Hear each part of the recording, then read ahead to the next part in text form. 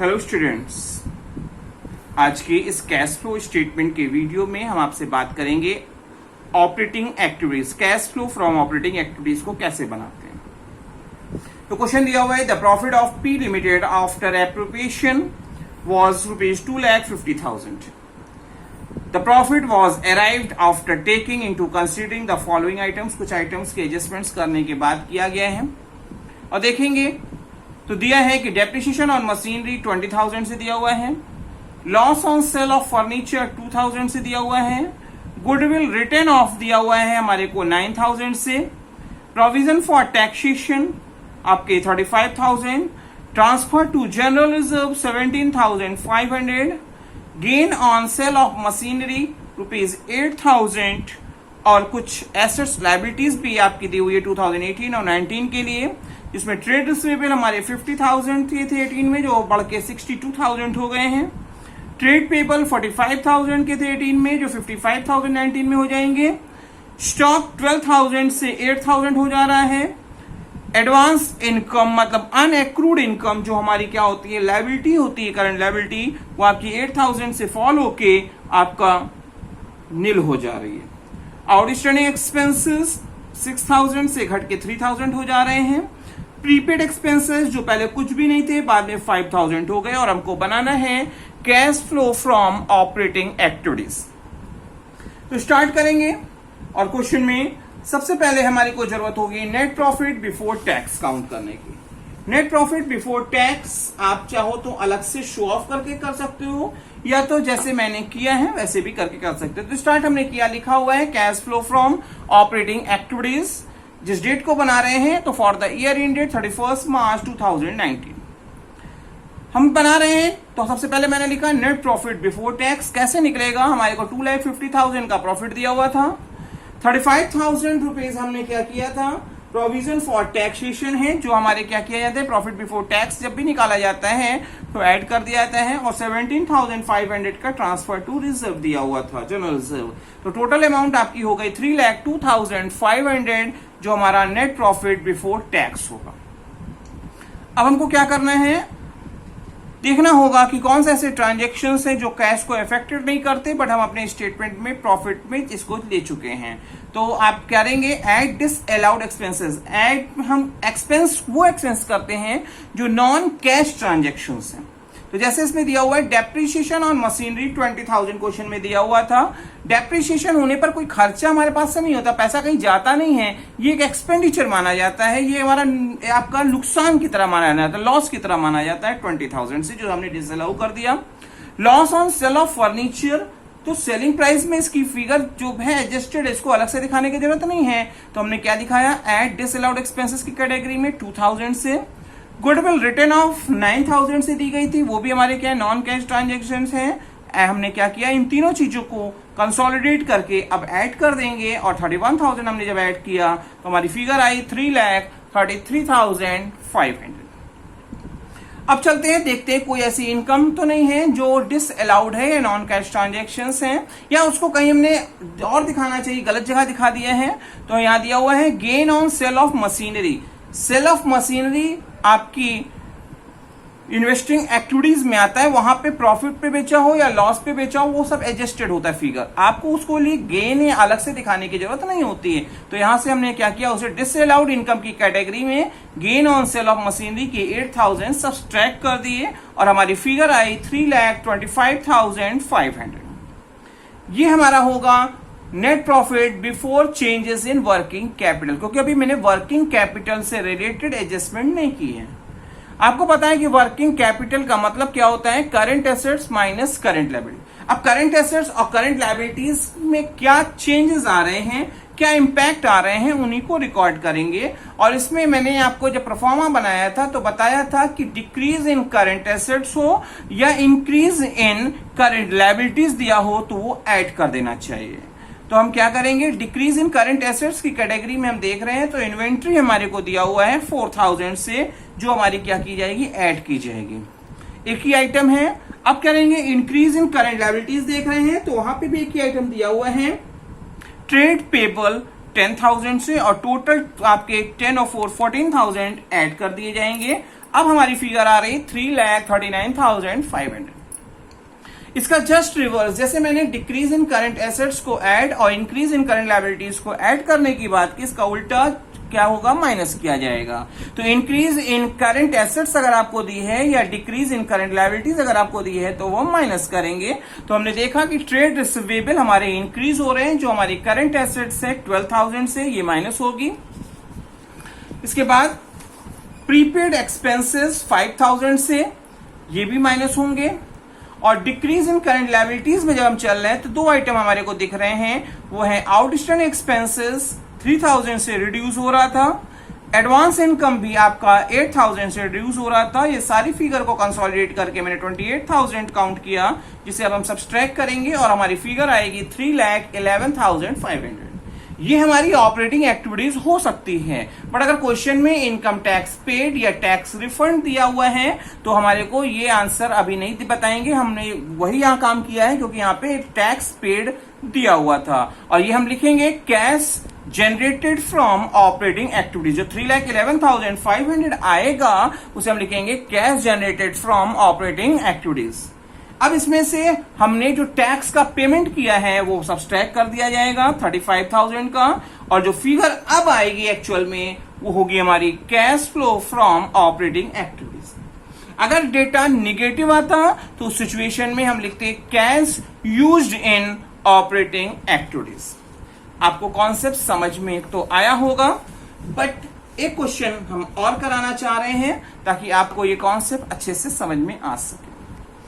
दिया हुआ है C limited made a profit of ₹1 lakh after charging depreciation ₹20,000 on assets. Assets पे डेप्रिसिएशन बोला हुआ है।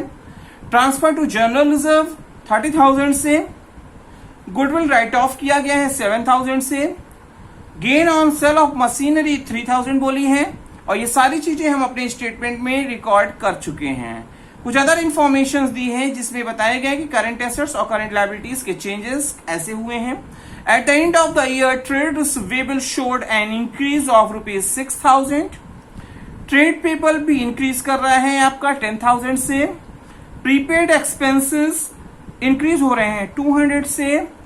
आउटस्टैंडिंग एक्सपेंसेस डिक्रीज हो रहे हैं 2,000 से। और इन सभी चीजों को आप लेते हुए आपको क्या करना है, cash flow from operating activities बनानी होगी।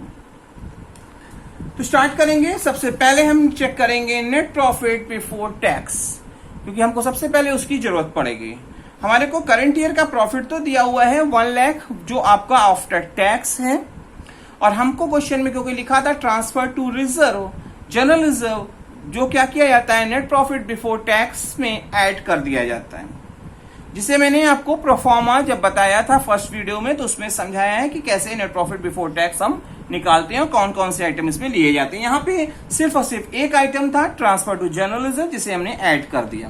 और अब हमारे को पता चल गया है कि नेट प्रॉफिट बिफोर टैक्स हमारा कितना आ रहा है 1,30,000।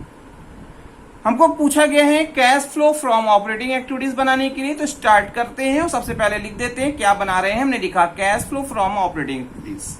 कोई डेट मेंशन नहीं थी इसलिए मैंने डेट नहीं लिखा है क्वेश्चन में। लिखेंगे सबसे पहले net profit before tax 1,30,000।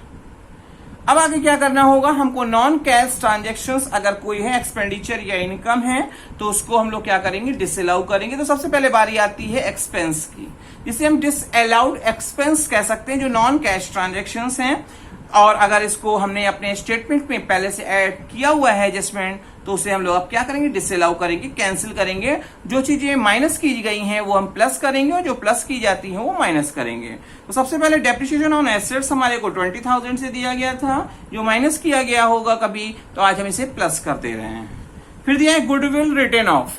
Goodwill return of किया गया, माइनस किया गया। ये नॉन कैश ट्रांजेक्शन ये भी है, हम इसे क्या करेंगे, रिवर्स करेंगे, 7,000 से ऐड कर देंगे। टोटल 27,000, दो ही आइटम है, टोटल 27,000 रुपीज हमने ऐड किया और हमारी अब तक फिगर पहुंच गई 1,57,000।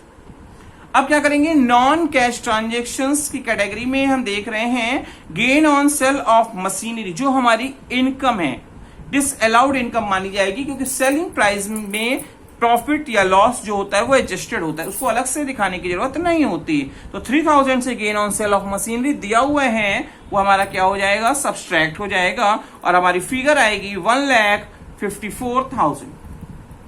अभी हमने करंट एसेट्स और करंट लायबिलिटीज से रिलेटेड एडजस्टमेंट नहीं की है, तो ये क्या होगा, operating profit before changes in working capital. आपको यहां तक समझ में आ रहा होगा।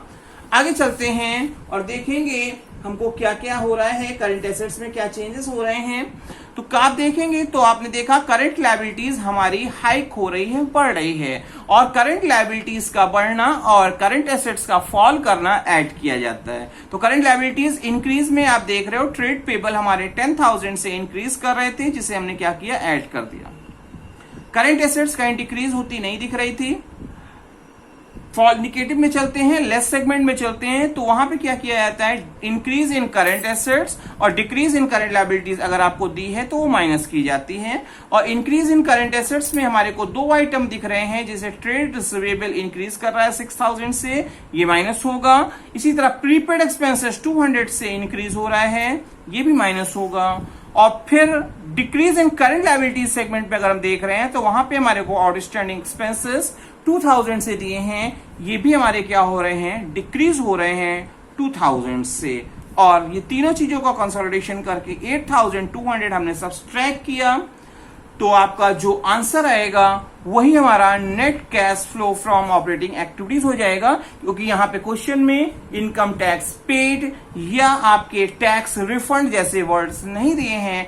अगर दिए होते तो उन चीजों को भी एडजस्टमेंट करने के बाद हम ये बात करते, क्योंकि यहां पे ऐसा नहीं दिया है। तो जो आंसर अभी आया है यही हमारा क्या हो जाएगा, cash flow from operating activities. आइए एक क्वेश्चन को और ऐड करते हैं, एक क्वेश्चन को और समझते हैं, फिर उसके बाद अपने इस वीडियो को हम कंप्लीट करेंगे। तो दिया हुआ है question, from the following figures calculate the cash flow from operating activities. 2017 और 18 का डेटा दिया हुआ है। बैलेंस ऑफ प्रॉफिट की अगर बात कर रहे हैं तो 3 लाख का था, अब 2,50,000 का हो गया। प्रोविजन फॉर डेप्रिसिएशन 60 से 80,000 हो गया।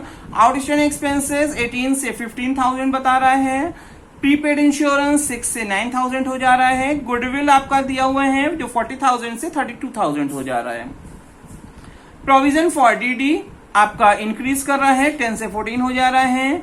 ट्रेड रिसीवेबल में फॉल दिख रही है, 1,40,000 से 98,000 हो गई। और कैश जो दी हुई है 30,000 से 25,000, इसका हमारी इस ऑपरेटिंग एक्टिविटीज में कोई भी यूज नहीं होगा, क्योंकि ये कैश एंड कैश इक्विवेलेंट में जाता है, जो सबसे लास्ट फाइनेंसिंग एक्टिविटीज के बाद का काम है, जो इसकी ऑपरेटिंग एक्टिविटीज में कोई भी यूज नहीं है। तो स्टार्ट करते हैं, हम देखते हैं कि हमारे करंट ईयर का पहले प्रॉफिट क्या है और हमारा प्रॉफिट बिफोर टैक्स क्या आ रहा है। तो हमारे को देखेंगे तो 2018 में हमारे को प्रॉफिट है 2,50,000, जो इसके कंपैरिजन 17 प्रीवियस ईयर से करें तो तब तो हमारा 3 लाख का था। इसका मतलब 3 लाख से हम 250 पे पहुंच गए, हमारा प्रॉफिट फॉल कर रहा है, जो हमारा क्या होगा, लॉस होगा, जिसे हम कहेंगे net loss for the current year. कोई भी ऐसा आइटम दिया नहीं है। आगे चलते हैं, सीधे सीधे क्वेश्चन को रन कराते हैं और अब हमको निकालना है ऑपरेटिंग एक्टिविटीज। हमने सबसे पहले मेंशन कर दिया हम क्या करने जा रहे हैं, तो हमने लिखा कैश फ्रॉम ऑपरेटिंग एक्टिविटीज हम बना रहे हैं, तो लिख दिया हमने लिखा नेट लॉस, ब्रैकेट में डेटा लिखा हुआ, निगेटिव डेटा लिखा हुआ है। सबसे पहले हम क्या करेंगे, नॉन कैश ट्रांजेक्शन चाहे वो इनकम की हो या एक्सपेंडिचर की हो वो डिसअलाउ की जाएगी। तो डिसअलाउड एक्सपेंसेस की कैटेगरी में हम चल रहे हैं, तो हमने देखा कि हमारे को डेप्रिसिएशन जो करंट ईयर में 20,000 का लग रहा है, ये नॉन कैश ट्रांजेक्शन है, आपने रिकॉर्ड कर लिया। गुडविल रिटर्न ऑफ हो रही है हमारी ये 8,000 से, आपने इसे रिकॉर्ड किया, डिसअलाउड एक्सपेंसेस है। आपके provision for DD, provision for doubtful debts इस करंट ईयर में किया जा रहा है, ये आपका खर्चा नहीं है, ये आपने प्रोविजन किया, ये हो सकता है कि हो और हो सकता है ना हो, इसलिए आपने इसे डिसअलाउड कर दिया। और टोटल तीनों फिगर को लेके हमने जब ऐड किया, ये पॉजिटिव फिगर, ये निगेटिव फिगर बड़ी क्योंकि ये है, तो ऐसी कंडीशन में 18,000 का हमारा निगेटिव डेटा आ रहा है।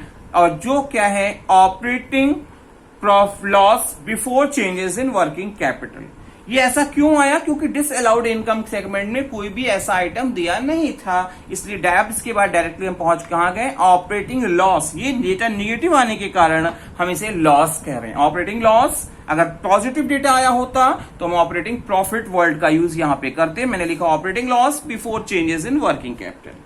अब वर्किंग कैपिटल में क्या चेंजेस हो रहा है? क्योंकि वर्किंग कैपिटल तो करंट एसेट्स करंट लायबिलिटीज के कनेक्शन में चेक की जाती है, और आपको मैंने पहले भी बताया है, वीडियोस में भी बताया है, और प्रोफॉर्मा भी समझाया जब तो भी बताया था कि डिक्रीज इन करंट एसेट्स अगर कोई है या इंक्रीज इन करंट लायबिलिटीज अगर कोई है तो वो ऐड की जाती है। तो हम देख रहे हैं डिक्रीज इन करंट एसेट्स में एक आइटम हमारे को दिया हुआ है ट्रेड रिसीवेबल, जो हमारा 42,000 से फॉल कर रहा था, हमने क्या किया? उसे ऐड कर दिया, ऐड किया। आपके यहाँ 18,000 का निगेटिव था, 42,000 का प्लस डेटा है, तो अब हमारा पॉजिटिव डेटा आएगा, क्योंकि डेटा पॉजिटिव बड़ा है, 24,000 से आ गया। अब क्या करेंगे? लेस सेगमेंट में चल के देखते हैं, कोई आइटम तो नहीं है, तो यहाँ पे दिया हुआ है इंक्रीज इन करंट एसेट्स से रिलेटेड आइटम एक दिया हुआ है।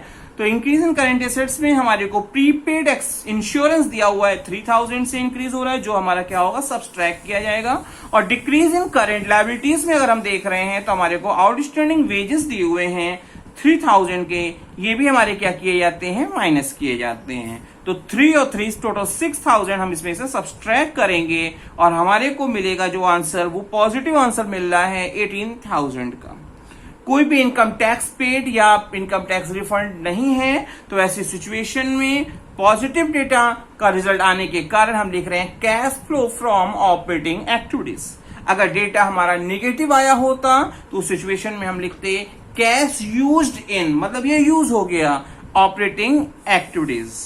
होपफुली आपको ये वीडियो अच्छे से समझ में आया होगा और आप अच्छे से ज्यादा क्वेश्चंस की घर पे प्रैक्टिस करेंगे।